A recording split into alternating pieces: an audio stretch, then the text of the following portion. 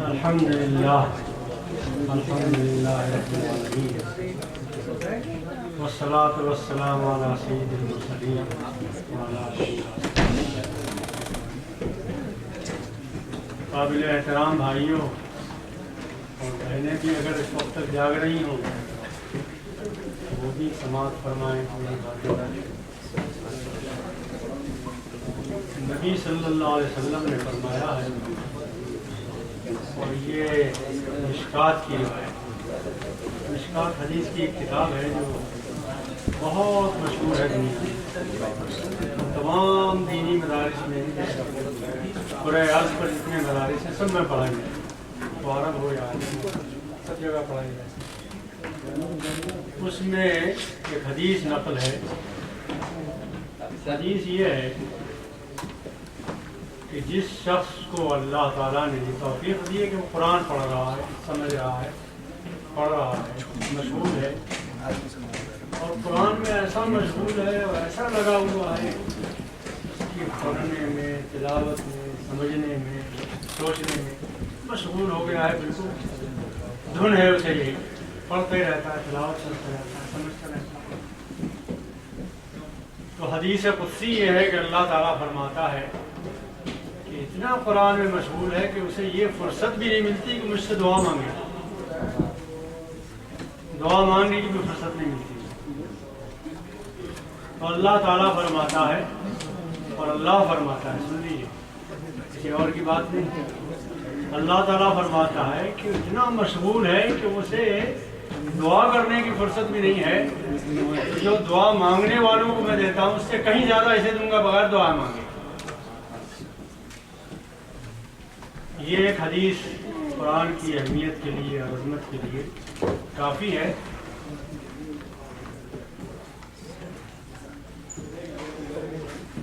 اب تک جا رہی تھی، اب کیوں نہیں جا رہی؟ اچھا انگریزی میں جا رہی. تو میری خواہش تو یہ ہے کہ قرآن کی اہمیت پر مجھ سے یہ حدیث سن لی اور اب آپ آرام کیجیے جا کے، اور زیادہ چیزیں مت سنیے. جو سن لیا ہے اللہ سے میں دعا کرتا ہوں کہ اللہ تعالیٰ اس پر عمل کی توفیق عطا کرے. اس لیے کہ ایسے چیز، اور نبی صلی اللہ علیہ وسلم کے جو خطبے ہم نے سنے ہیں، پڑھے ہیں، بہت مختصر، اور صحابہ کرام رضی اللہ عنہ بھی اللہ کے رسول سے کہتے تھے کہ نصیحت فرمائیے، مگر ساتھ میں ایک اور لفظ بھی کہتے تھے، اذنی فوجز، اللہ کے رسول ہمیں نصیحت کیجیے مگر مختصر ہو. تو مختصر نصیحت دل میں بیٹھ جاتی ہے، لمبی لمبی باتیں دل میں نہیں بیٹھتی. اب آپ بیٹھے ہی ہیں تو ایک حدیث اور سنا دیتا ہوں، اس کے بعد مطالبہ نہ کیجیے، کوئی سوال کریں گے تو انشاءاللہ جواب دیں گے. ایک بار حضرت ابو ذر غفاری رضی اللہ تعالیٰ عنہ رسول اللہ کی خدمت میں آئے. جانتے ہیں نا؟ کیا جانتے ہیں؟ صحابی تھے، بس نہیں جانتے ہوں گے، لیکن یہ بہت بڑے ڈاکو تھے، یہ نہیں جانتے ہوں. ڈاکہ ڈالتے تھے، اور ایک دن ڈاکہ ڈالنے کی نیت سے کھنڈر میں بیٹھے ہوئے تھے کہ صبح کو موقع ملے گا سب خون ماروں گا میں. اتفاق کی بات یہ کہ جو قافلہ جس کو لوٹنے کے لیے بیٹھے تھے، اس قافلے میں ایک لڑکا تہجد کے وقت اٹھا اور اس نے قرآن کی تلاوت شروع کی، قرآن پڑھنا شروع کیا اس لڑکے نے. جب اس آیت پر پہنچا، الم یعن للذین آمنوا ان تخشع قلوبهم لذکر اللہ، کیا ابھی وہ وقت نہیں آیا ہے کہ لوگوں کے دل اللہ کے خوف سے پگھل جائیں؟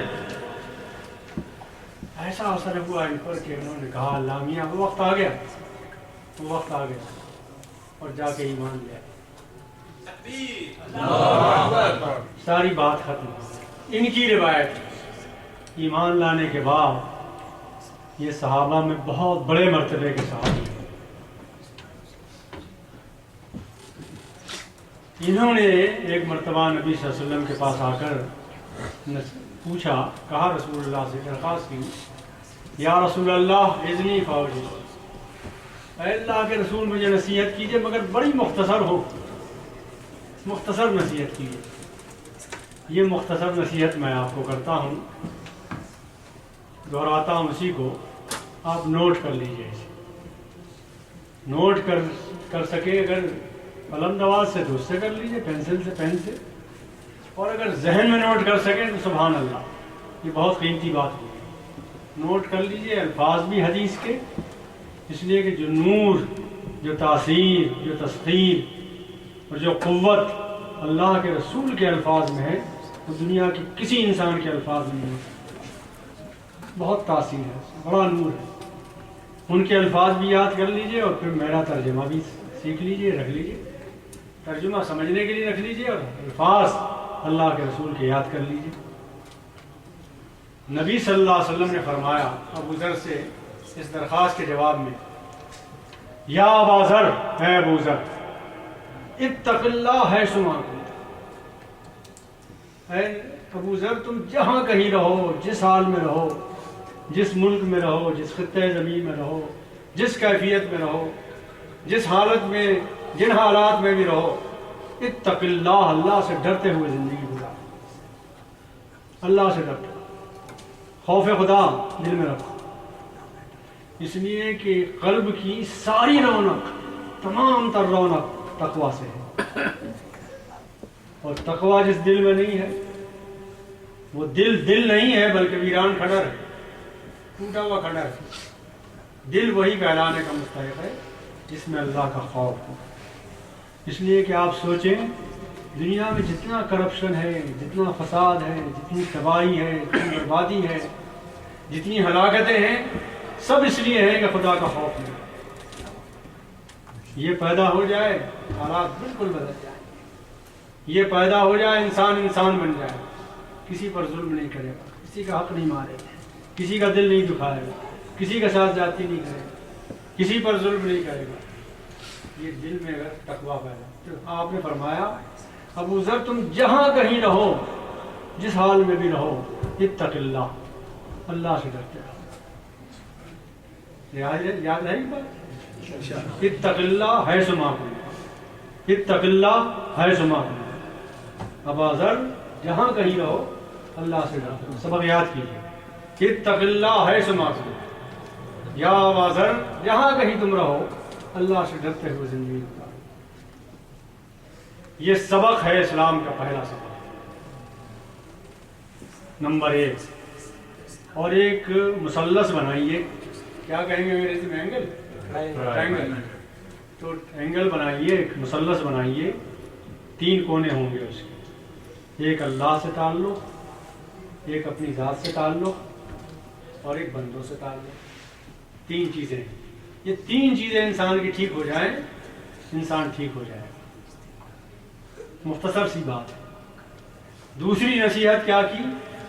وَأَتْبِعِ السَّيِّئَةَ الْحَسَنَةَ تَمْحُهَا، اور اے ابو ذر جب تم سے کوئی گناہ ہو جائے، جب تم سے کوئی غلطی ہو جائے، ابو ذر سے کہہ رہے ہیں اللہ کے رسول، ہمارا آپ کا سوال نہیں، ہم تو خطا کار گناہ گار ہیں۔ اس صحابی سے اللہ کے رسول کہہ رہے ہیں جب گناہ ہو جائے، خطا ہو جائے، غلطی ہو جائے تو فوراً کوئی نیکی کا اقدام کرے، اس گناہ کے اثرات مٹ جائیں۔ یہ اپنی ذات کی بات ہے، اپنی ذات کی تربیت، اپنی فکر، اپنے کو سنوارنا، سدھارنا، اپنے کردار کی صحت کا خیال رکھنا، اپنے کردار کا میک اپ کرنا، کرتے رہنا، یہ دوسری ذمہ داری ہے انسان کی۔ پہلی ذمہ داری جو اللہ سے تعلق ہوا، دوسری ذمہ داری اپنی ذات کی ہوئی۔ 2 باتیں ہوں، اس پر جتنا سوچتے چلے جائیں گے انسان سارے کے سارے خطا کار، کلکم خطاؤن، مشکات کی روایت، وخیر الخطائین کثیر التوابین، تم سب گناہ گار ہو انسانوں، سب خطا کار ہو، کوئی ایسا نہیں جس سے گناہ نہ ہو۔ اور آپ میں سے کسی کو اگر یہ دعویٰ ہو کہ بھائی ہم سے غلطی نہیں ہوگی تو اسے مسجد میں رہنے کا حق نہیں، وہ فرشتوں میں جا کے رہے۔ یہاں رہنے والے انسان ہیں، انسانوں سے خطائیں ہوں گی، گناہ ہوں گے، غلطیاں ہوں گی۔ مومن کی پہچان یہ ہے گناہ کے بعد توبہ کرے، استغفار کرے، اور اگر گناہ نہ ہو، غلطی نہ ہو تو استغفار کہاں سے ہوگا؟ اور استغفار ہی پہچان ہے مومن کی، استغفار کرتا رہے. اس استغفار کا فائدہ یہ ہوگا کہ جو گناہ کیا ہے، ہر گناہ کے نتیجے میں دل میں ایک سیاہ داغ بیٹھ جاتا ہے.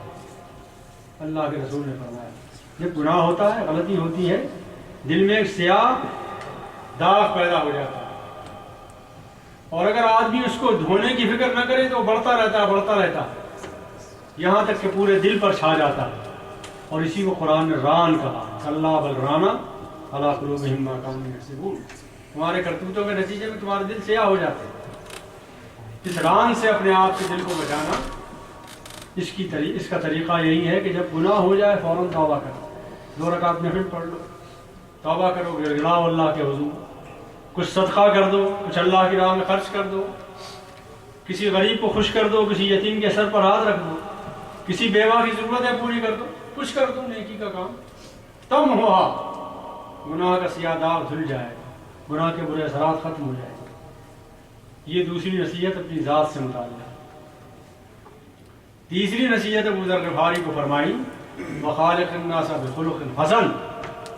اور تمام مخلوق سے، مسلمانوں سے نہیں، خالق الناس اور تمام مخلوق خداوندی سے بخلق حسن، اچھے اخلاق سے پیش آ، اچھے انداز سے پیش آ، ہر ایک کا حق پہچان. پہلی بات تو یہ ہے کہ کوئی انسان بھی ایسا نہیں ہے دنیا میں جس کی ذلت اور جس کی تحقیر کی جائے. کوئی دنیا میں انسان ہے، مومن مسلم کی بات نہیں، کسی انسان کی تحقیر آپ نہیں کر سکتے، اس لیے کہ وہ اللہ کی تخلیق کا شاہکار ہے. اس کی توہین کرنا اللہ کی توہین کرنا. ہر انسان کو اللہ نے اپنی تخلیق کا شاہکار بنایا ہے. ہر انسان کی عزت کریں، احترام کریں. آدم کا بیٹا اسے سمجھے، جہنم سے بچانے کی اسے فکر کریں. ہر انسان کا احترام کریں. اور یہ صرف لفظوں کی بات نہیں ہے، شریعت نے ہمیں یہی سبق دیا ہے. فرض کیجئے کہ آپ فرض نماز ادا کر رہے ہوں اور پڑوس میں کسی ہندو کی عورت جل رہی ہو، چیخے وہ کہ مجھے بچاؤ، کیا کریں گے؟ کیا شریعت کا حکم ہے بتائیے؟ فرض کی نیت توڑ کر پہلے اسے بچاؤ تب نماز پڑھو. یہ فرض ہے، شریعت کا حکم ہے. حالانکہ وہ عورت تو مسلمان بھی نہیں ہے، غیر مسلم ہے، لیکن انسان ہے، اللہ کی تخلیق کا شاہکار ہے. اس کا ایک حق ہے آپ پر، انسانی حق ہے. اگر یہ بات میں نے سچی کہی ہے، اگر یہ سچ ہے، اور یقیناً سچ ہے، مسجد میں کہہ رہا ہوں سچ ہے، تو پھر آپ سوچئے کہ جس ملک میں آپ رہتے ہیں، یہاں آپ کے چاروں طرف لوگ جہنم کی طرف بھاگے چلے جا رہے ہیں. صحیح ہے بات نہیں؟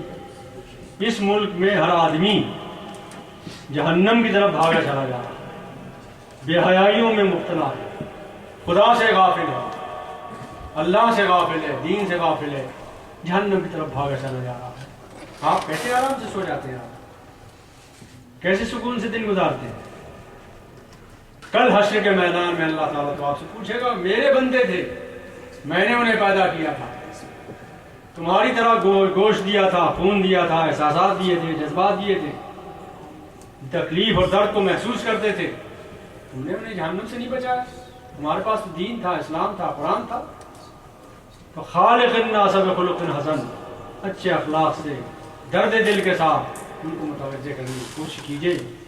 ہر انسان کا اپنی اپنی جگہ حق ادا کرنے کی کوشش کیجیے. غیر مسلم کا حق، پہلا حق یہ ہے کہ آپ اسے جہنم سے بچائیں.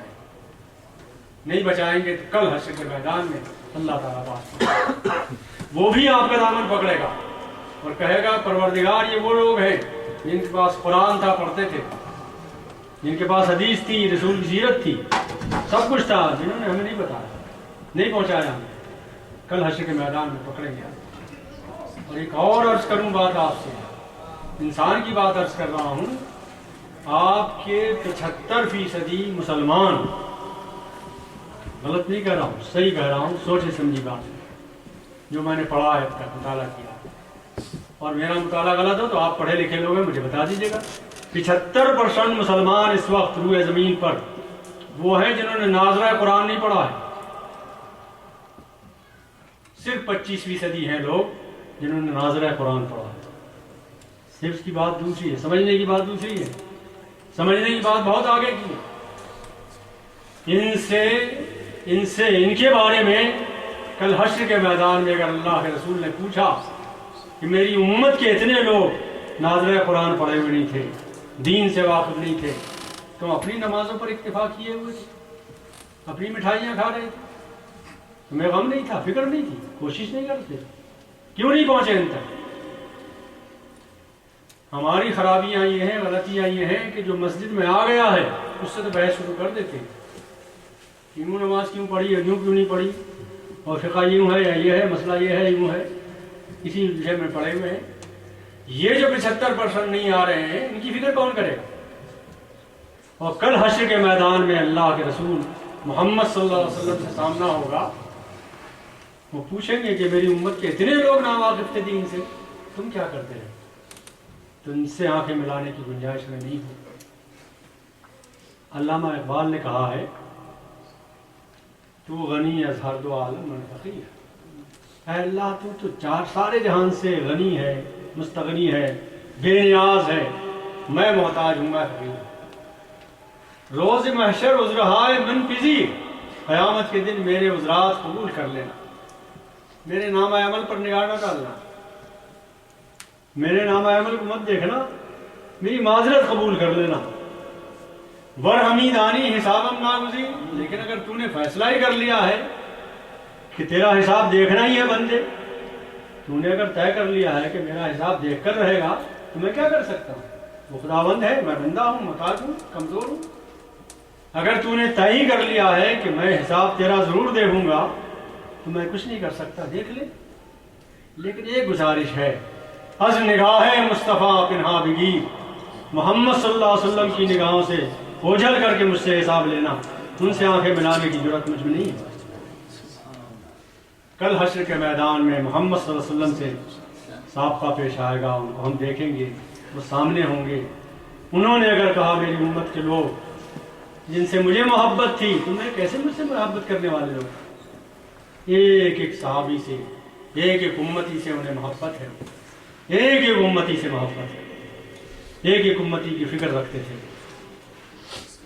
وہ اگر پوچھیں گے کہ کل تم اپنی نمازیں پڑھتے رہے، اپنے روزے رکھتے رہے، میری امت کی فکر نہیں کی، 75% وہ لوگ ہیں جو دین کی طرف نہیں آ رہے ہیں، نمازوں کی طرف نہیں آ رہے ہیں، سینٹروں کی طرف نہیں آ رہے ہیں، لگے ہوئے ہیں گلچھڑے اڑانے میں لگے ہوئے ہیں. ان کی فکر کون کرے گا؟ اور ایسا بھی نہیں ہے کہ جو لوگ آج غفلتوں میں پڑے ہوئے ہیں، گناہوں میں لت پت ہیں، وہ سب گویا جہنم رسید ہونے کے لیے، ایسا نہیں ہے. ان میں بے شمار سعید روح ہیں، بے شمار سعید روح ہیں. چنانچہ یہیں کرا یہ امریکہ کا ایک سچا واقعہ سناتا ہوں. یہاں ایک مسجد بن رہی تھی تو کچھ لوگ تھے، وفد بنا کر جا رہے تھے لوگوں کے پاس کہ چندہ لائیں، لوگوں سے رقبہ فنڈ لائیں اور مسجد بنائیں. تو پڑوس میں کچھ پنجابی پاکستانی لوگ تھے، وہ رات بھر گانا بجانا ان کے یہاں ہوتا رہتا تھا، ٹیکسی چلاتے تھے. میں بتاؤں گا نہیں، محلہ جگہ ہے، صحیح واقعہ صحیح ہے. تو لوگوں نے امام صاحب سے پوچھا کہ ان کے یہاں جائیں، مسجد کے لیے لائیں کچھ. تو انہوں نے کہا ایسے چندے کی پیسے ویسے کی ہمیں ضرورت نہیں، مت جاؤ. خیر نہیں گئے. تھوڑے دنوں کے 2-3 دن کے بعد میں آ گیا. رمضان قریب تھا، رمضان کا چاند جب آتا ہے تو اس وقت میں بھی نکل آتا ہوں. میں بھی آ گیا. میں جب یہاں پہنچا تو وہی وقت میرے پاس بھی آیا اور کہا کہ صاحب یہ بتائیے کہ کچھ لوگ ہیں یہاں پاکستان کے، بہت شراب کباب میں لت پت ہیں، مسجد کے لیے کچھ فنڈ لینے ان سے پاس جائیں گے. میں نے کہا ضرور جائیے. کہا صاحب امام صاحب نے منع کر دیا. تو میں نے کہا جب منع کر دیا امام صاحب سے پوچھ کیوں رہا؟ پوچھ تو اسی لیے رہا ہو کہ دل میں کوئی گڑبڑ ہے، جانا چاہتے ہو چلے جاؤ، ضرور جاؤ. اور ان سے جا کر یہ کہنا کہ قریب میں مسجدیں بن رہی ہیں، آپ کو تو دیکھا نہیں کبھی، ہو سکتا ہے جاب ایسے وقت میں ہو یا مصروفیت کوئی اور ہو یا کسی اور مسجد میں چلے جاتے ہو، میں نے دیکھا نہیں کبھی آپ کو، لیکن جب مسجد بن جائے گی آپ کے بچے بھی آئیں گے اور لوگ بھی آئیں گے، ثواب تو آپ کو بھی ملے گا۔ چنانچہ وفد گیا، انہوں نے بیل بجائی، سحر کا وقت تھا، فجر کے بعد کا وقت تھا۔ وہ آنکھیں ملتا ہوا پاکستانی آدمی نکلا، بہت غصے سے، اس نے دیکھا نیچے سے اوپر تک ان لوگوں کو، ان کے چہروں پر اتفاق سے داڑیاں بھی تھیں، کچھ لباس وباس بھی دیندارانہ تھا، تو بہت غصے میں ان کو دیکھا، کہا کہیے کیا کام ہے مجھ سے؟ انہوں نے وہی بات کہی جو میں نے سمجھائی تھی کہ جا کے کہنا کہ مسجد بن رہی ہے، آپ کو تو دیکھا نہیں، کبھی موقع نہیں ملتا ہوگا، یا جب ایسے وقت ہوگی، لیکن جب بن جائے گی تو آپ کے بچے ہی پڑھیں گے اور لوگ بھی آئیں گے۔ وہ شخص، وہی پاکستانی شخص اپنے دروازے پر وہی بیٹھ گیا، بیٹھ کے رونے لگا، روتا رہا 20 منٹ تک روتا رہا، زبان سے کچھ نہیں کہا اس کو، 20 منٹ تک روتا رہا، اور 20 منٹ کے بعد اس کی زبان کھلی اور اس نے کہا اے اللہ تو بھی عجیب ہے، کتنا بڑا کرم ہے تیرا، میں تو تیرے دروازے پر کبھی گیا نہیں، جھانکا بھی نہیں میں، اور تو نے مجھے بھی اس لائق سمجھا کہ مسجد والوں کو بھیجا میرے پاس، تو اتنا کریم ہے، اتنا رحیم ہے۔ روتا جاتا تھا اور یہ کہتا جاتا تھا، روتا جاتا تھا اور یہ کہتا جاتا تھا۔ اس کے بعد وہ اندر گیا اور اندر سے اپنی چیک بک لے آیا، اور اس نے یہ کہا کہ میری چیک بک میں، میرے بینک بیلنس میں صرف $25,000 ہیں، یہ میں سب مسجد کے نام لکھ دیتا ہوں، میرا کل اللہ مالک ہے۔ پھر اللہ نے اسے توفیق دی، زندگی بدل گئی اس کی، مسجد میں آنے لگا، اللہ کے نیک بندوں میں شامل ہو گیا۔ تو آپ نکلنے کی کوشش تو کریں، کیوں مطمئن ہے اس پر کہ وہ چلا ہی جائے دوسری طرف؟ اس پر مطمئن نہ رہیں، یہ اللہ کے رسول کے امتی ہیں، غلطیوں میں ہیں، غفلت میں ہیں، معلومات نہیں ہیں، شیطان کے بہکاوے میں ہیں، مختلف وجوہ ہو سکتے ہیں، ان کی طرف توجہ کرنے کی ضرورت ہے، جانے کی ضرورت ہے۔ یہ ایک تیسرا کہا، خالق الناس بخلق حسن، یہ تیسری نصیحت ہے۔ اب دہرا لیجئے حدیث کو، اتق اللہ حیث ما کنت، جہاں کہیں رہو گزر، اللہ سے ڈرتے ہوئے زندگی گزارو۔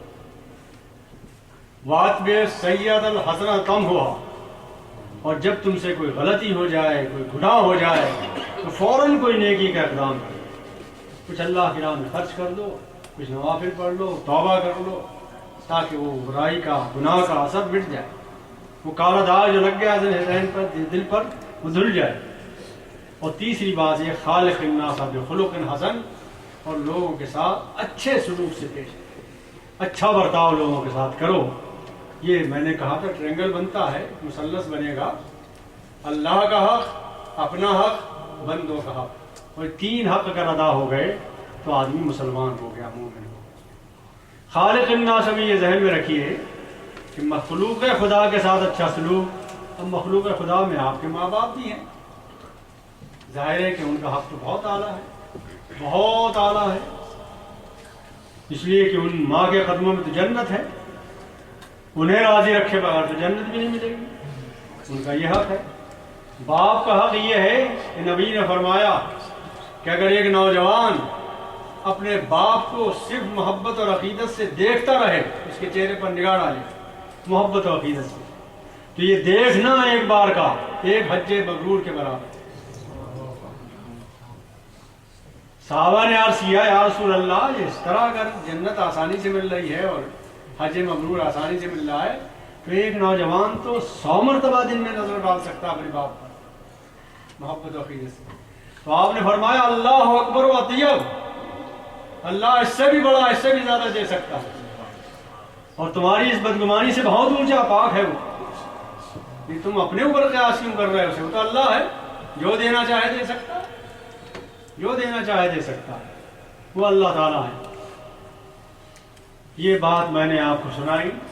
اب اللہ کی رحمت اور کرم، عنایت، فضل، احسان، بے پایاں محبت انسانوں سے، بے پایاں تعلق مومن سے، اس کے سلسلے میں ایک حدیث سناتا ہوں، یہ صحیح ستہ کی تو نہیں ہے، لیکن اور محدثین نے اسے روایت کیا ہے، صحیح روایتوں میں سے ایک روایت، اور محدثین نے اسے لیا ہے۔ بھئی آخری بات کہتا ہوں، ختم کرتا ہوں بات، نہ کہتے کہتے ہی بہت سی باتیں میں نے کہی اللہ جی۔ تو آخری بات یہ ہے کہ نبی صلی اللہ علیہ وسلم نے فرمایا، یاد رکھیے گا، صحیح حدیث سنا رہا ہوں، نبی صلی اللہ علیہ وسلم نے فرمایا، اور جب میں یہ کہوں کہ نبی نے فرمایا ہے تو دل کے دروازے کھول دیے. اگر دل کا کوئی دروازہ ہی بند رہ گیا یا شک کی کوئی لہر بھی گزر گئی تو ایمان خطرے میں آ جائے. اس لیے نبی نے فرمایا، سنیے، فرمایا کہ قیامت کے دن ایک گناہگار بندہ اللہ کے حضور میں آئے گا. اللہ تعالیٰ اس سے کہا گا میرے بندے تیرا اعمال نامہ تو بس گناہوں سے پر ہے، کیا کروں؟ ہاں البتہ تو نے کلمہ پڑھا تھا، توحید کا مانتا تھا. یہ توحید کا کلمہ ایک طرف ہے اور تیرے اعمال بد ایک طرف ہے. اب میں کروں تو کیا کروں؟ جنت میں تجھے کیسے کروں؟ تو بندہ کہے گا پروردگار میں جنت کے لائق تو واقعی نہیں ہوں. اب جو بھی سزا تو نے تجویز کی ہے ٹھیک ہے میرے لیے، میں کیا کر سکتا ہوں؟ تو اللہ تعالیٰ فرشتوں سے کہے گا کہ لے جاؤ اسے اور جہنم کی طرف رخ کر کے اسے کھڑا کر دو. فرشتے لے جائیں گے اسے اور جہنم کی طرف رخ کر کے اسے کھڑا کر دیں. کھڑا رہے گا کچھ دن، ایک عرصے دراز تک کھڑا رہے گا. اس کے بعد اللہ تعالیٰ سے درخواست کرے گا کہ پروردگار میں اس لائق تو نہیں ہوں کہ جنت میں جا سکوں، کسی لائق بھی نہیں ہوں، گناہگار ہوں. تو نے جو سزا تجویز کی یہ بھی صحیح ہے، لیکن کم از کم اتنا کر دے کہ جہنم کی طرف میرا رخ کیے ہوئے ہے، جہنم کی چیخ و پکار، وہاں کی سزائیں، وہاں کی تکلیفیں سب میری نگاہوں کے سامنے ہیں اور روح تکلیف محسوس کرتی ہے.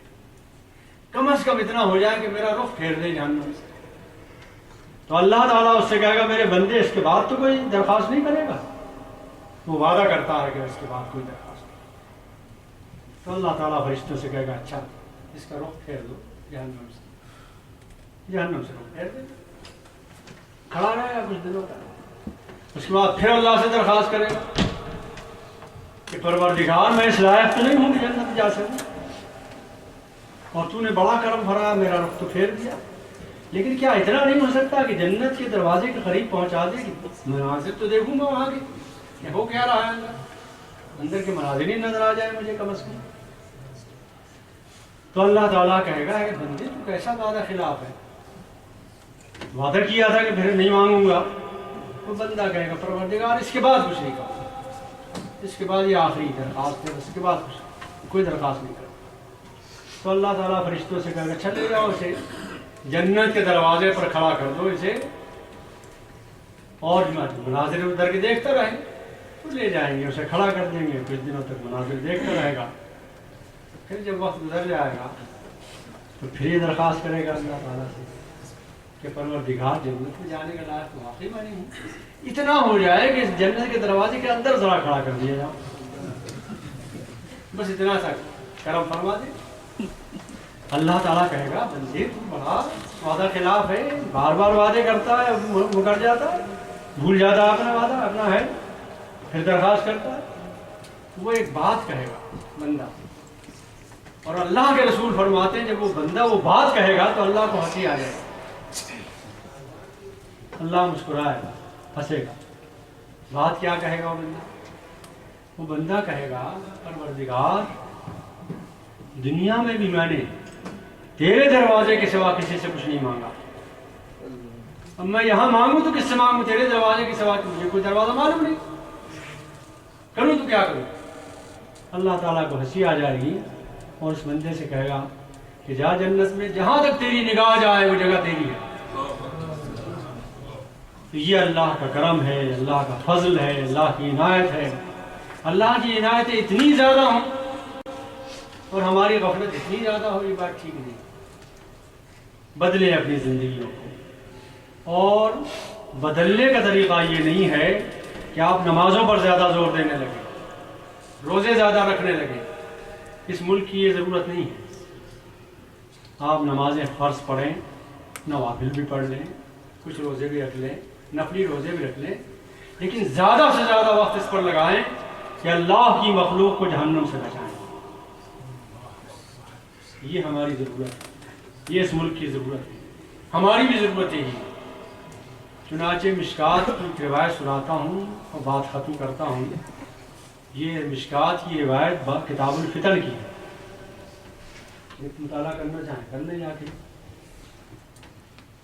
اوحى اللہ الی جبریل یقرب مدینہ کا کذا و کذا، اللہ نے جبریل امین کو وحی کی کہ جبریل جاؤ اور فلاں فلاں بستی کو تہس نہس کر دو، الٹ دو، اس کی چھتوں کو الٹ دو، تباہ ہو جائیں سارے بندے. جبریل امین نے درخواست کی کہ پروردگار کیف و یا رب، اے پروردگار میں یہ جرأت کیسے کروں، کیف و یا رب ان فیہم عبدک فلانا لم یاسک طرفۃ عین قط، ان بستی کے رہنے والوں میں ایک ایسا بندہ تیرا رہتا ہے جو شب و روز نوافل پڑھ رہا ہے، شب و روز تیرا ذکر کر رہا ہے، شب و روز تلاوت کر رہا ہے، میں کیسے اس بستی کو لٹنے کی جرأت کروں. اللہ کے رسول نے فرمایا کہ اللہ نے جبریل امین سے کہا اقلب علیہ وعلیہم، اے جبریل جاؤ بستی کو الٹ دو، بستی والوں پر بھی الٹ دو اور اس شخص پر بھی الٹ دو جس کو تم نیک کہہ رہے ہو، جو ذکر و فکر میں لگا ہوا ہے. اور اس کے بعد اللہ تعالیٰ نے کہا اے میرے جبریل تم یہ کہتے ہو کہ میرا نیک بندہ ہے، اس کی بستی میں علی اعلان میری نافرمانیاں چاروں طرف ہو رہی ہیں، اور وہ ذکر و فکر میں لگا ہوا لم یتمار فی ساعۃ قط، اس کے ماتھے پر شگن تک نہیں آتی، وہ ذکر و فکر میں لگا ہوا ہے. جب بستی میں آگ لگ جائے چاروں طرف تو نوافل پڑھنے کا وقت نہیں ہوتا، ہاتھوں میں بالٹیاں لے کر آگ بجھانے کا وقت ہوتا ہے. جب کسی ملک میں چاروں طرف خدا کی نافرمانیاں ہو رہی ہوں تو وہ دعوت کا وقت ہوتا ہے، تبلیغ کا وقت ہوتا ہے، لوگوں کو اس سے بچانے کا وقت ہوتا ہے. اس لیے اس پر زیادہ سے زیادہ وقت لگائیے. خالق الناس بخلق حسن، یہ تیسرا حق ہے اللہ تعالیٰ نے فرمایا انسانوں کا حق ہے، اس حق کو ادا کرنے کی کوشش. وآخر دعوانا الحمد للہ رب العالمین.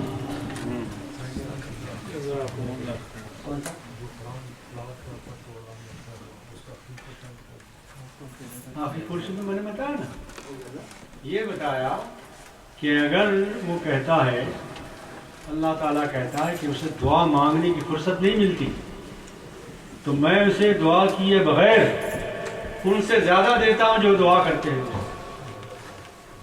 یہ بڑی بات ہے، اس کی اہمیت عظمت میں نے بیان کی قرآن کی، کہ قرآن پڑھنا، تلاوت کرنا، اس کا انہماک رکھنا، اس کا سمجھنا سمجھانا، یہ اتنی غیر معمولی عبادت ہے. اس لیے کہ نبی سے فرمایا میرے بندوں کی، میری امت کی سب سے بڑی عبادت تلاوت قرآن، بہت بڑی عبادت تلاوت قرآن.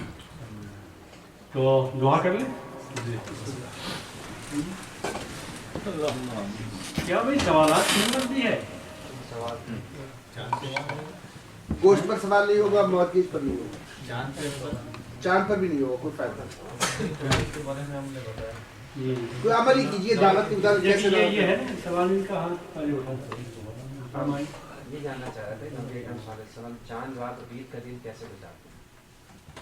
یہ تو بہت لمبی بات ہے بھائی. ہم نے ایک مضمون لکھا ہے اس پر کہ آپ عید کیسے گزارتے تھے، وہ بھی وہ مضمون پڑھ لیجیے گا.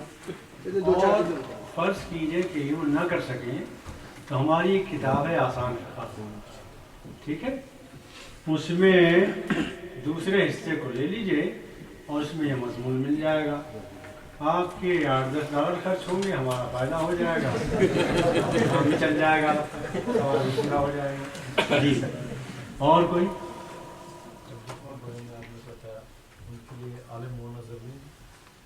تبلیغ کے لیے کیا نام ہے؟ محمد بھائی کچھ اور نام رکھ لیا ہوتا ہے یار. محمد رسول، محمد رسول نام رکھا.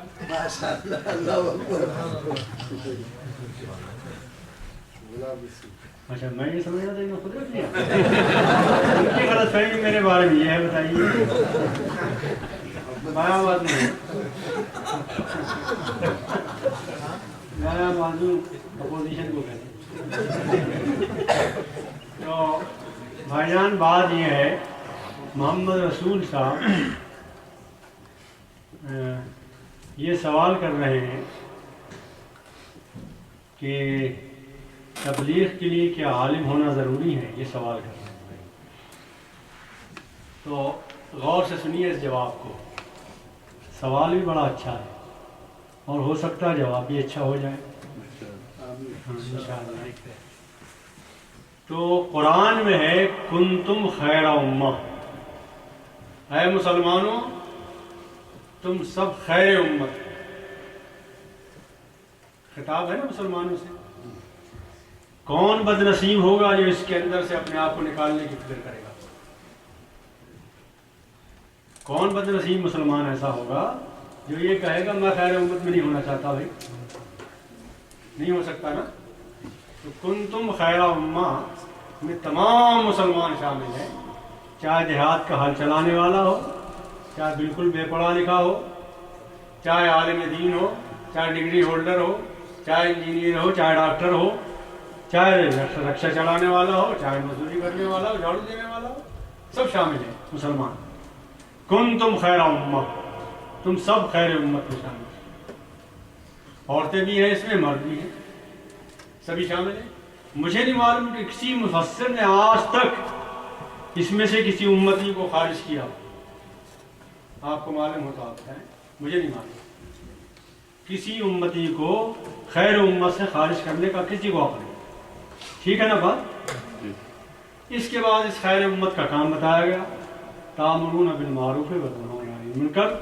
تمہاری ڈیوٹی یہ ہے، تمہیں پیدا اس لیے کیا گیا ہے، تمہاری تشکیل اس لیے ہوئی ہے، آخری امت تمہیں اس لیے بنایا گیا ہے کہ تم لوگوں کو برائیوں سے روکو اور بھلائیاں پھیلاؤ. کون خارج ہوا اس میں سے؟ اس ڈیوٹی سے کوئی خارج ہے؟ کوئی نہیں.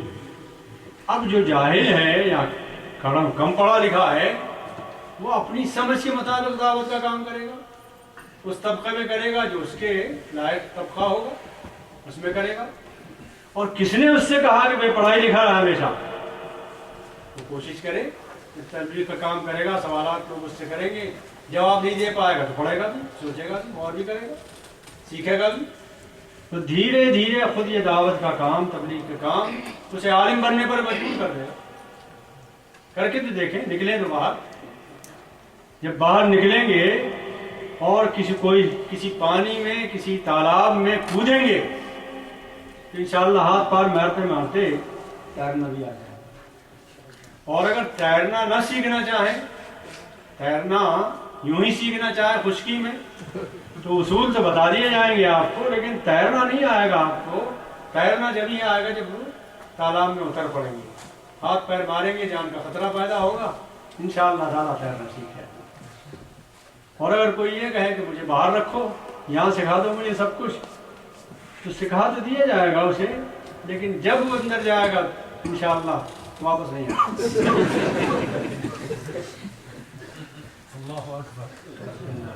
تو یہ جواب ذہن میں رکھیے، ہر ایک کے اوپر یہ فرض ہے. چمی گویم مسلمانم بلرزم کہ دانم لا الہ مشکلات لا الہ. ہر آدمی جو اپنے آپ کو مسلمان کہتا ہو یہ سمجھے کہ میرا کام نماز پڑھنا نہیں ہے، نماز پڑھوانا نہیں ہے، یہ بھی میرا کام ہے. جھوٹ سے بچنا نہیں ہے میرا کام، جھوٹ سے بچوانا بھی ہے، یہ بھی میرا کام ہے. انصاف کرنا ہی میرا کام نہیں، انصاف کرانا بھی میرا کام ہے. دیانت کرنا میرا کام نہیں، دیانت کرانا بھی میرا کام ہے. سوچیں انشاءاللہ تعالی دنیا وسیع ہوتی چلی جائے گی. اور ہر عالم، اور رہا یہ کہ عالم ہونے کا مطلب اگر یہ ہے کہ بھائی ازہر سے فارغ ہو یا بغداد کے کسی مدرسے سے فارغ ہو یا ہندوستان کے کسی مدرسے سے فارغ ہو، تو مجھے بتائیے کہ حضرت علی کہاں سے فارغ تھے؟ حضرت عمر کہاں سے فارغ تھے؟ وہ کہاں کے عالم تھے؟ کہاں پڑھا تھا؟ کون سی ڈگری ان کے پاس؟ رسول اللہ صلی اللہ علیہ وسلم کی صحبت میں بیٹھے، سیکھا انہوں نے. آپ بھی علماء کی صحبت میں بیٹھیے، سیکھیے. ان کے نصیبے یہ تھے کہ ان کو رسول اللہ میسر تھے، آپ کے نصیبے یہ ہیں کہ ہم میسر ہیں. یہی ہوگا دنیا میں. ایک مرتبہ حضرت علی رضی اللہ تعالیٰ عنہ سے ابو موسیٰ اشعری نے کہا کہ علی امیر المومنین، عجیب بات ہے، حضرت عمر نے کس ٹھاٹ سے شان سے حکومت کی 10 سال تک، اور آپ تو 2.5 سال ہی میں گڑبڑ ہو رہے ہیں. کیا ہوا یہ؟ تو کہنے لگے علی نے فرمایا کہ ابو موسیٰ عمر کے ساتھی علی جیسے لوگ تھے اور میرے ساتھی تم جیسے لوگ ہیں.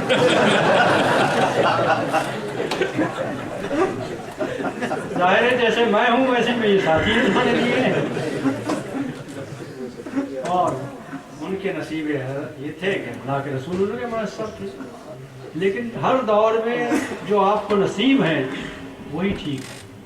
اور اس کی تمنا بھی نہ کیجئے کبھی کہ کاش ہم رسول کے دور میں ہوتے. کبھی تمنا نہ کیجئے. جس دور میں اللہ نے پیدا کیا یہی ٹھیک ہے, یہی بہت ٹھیک ہے. اس لیے کہ آج ہم ٹھاٹھ سے مسلمان ہیں. رسول کے دور میں جو مسلمان ہونے کے لیے جو مصیبتیں تھیں, جو تکلیفیں تھیں, جو پریشانیاں تھیں, بلال کے بارے میں رضی اللہ عنہ کیا ہے, نیچے کولے جلا دیے جاتے تھے, اس کے اوپر ان کو لٹا دیا جاتا تھا, اوپر سے پتھر رکھ دیے جاتے تھے, سینے پر انسان چڑھ کے بیٹھ جاتے تھے. اور خباب نے کہا کہ کوئلے میری چربی پگھل پگھل کر ان کوئلوں کو بجھا دیتی تھی. تمام داغدار کی پیٹ میں. پتہ نہیں ہم کس کیمپ میں ہوتے, اس دور میں ہوتے, کچھ نہیں کہتے. آج خطاکاروں گناہگاروں کے درمیان ہیں, خطاکار گناہگار ہیں مگر مسلمان ہیں. اور یہ بھی یاد رکھیے کہ ہم مسلمان ہیں, مومن ہیں, منافق نہیں ہیں انشاءاللہ. گناہگار ہیں, خطاکار ہیں, سب کچھ ہے, لیکن آج منافقین نہیں ہیں. اس لیے کہ آج منافق کس وجہ سے ہوں گے؟ آج تو غیر مسلم ہو جائیں بہت سکون ملے گا, بہت ٹھاٹ سے ہیں لوگ. لیکن پھر میں ہمیں ہر قیمت پر مسلمان رہنا. ہم سب کچھ قربان کر سکتے ہیں لیکن اسلام کو قربان نہیں کر سکتے. آج ہمارا حال یہ ہے. اس کمزوری کے باوجود, گناہگاری کے باوجود تیار ہے میں سے کوئی؟ ہرگز تیار نہیں. ہر چیز قربان کر دیں گے اسلام کو. اسلام کو چھوڑنے والے لوگ نہیں ہیں, منافق نہیں, مومن ہیں انشاءاللہ. سبحان اللہ. اللہ قبول کرے. اللہ جی دعا فرما دیجیے. ربنا تقبل منا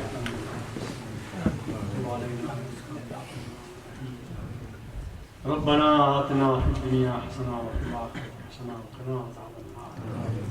ربنا اغفر لي ولوالدي وللمؤمنين يوم يقوم الحساب. ربنا تقبل منا إنك أنت السميع العليم وتب علينا إنك أنت التواب الرحيم. رب اغفر وارحم وأنت خير الراحمين.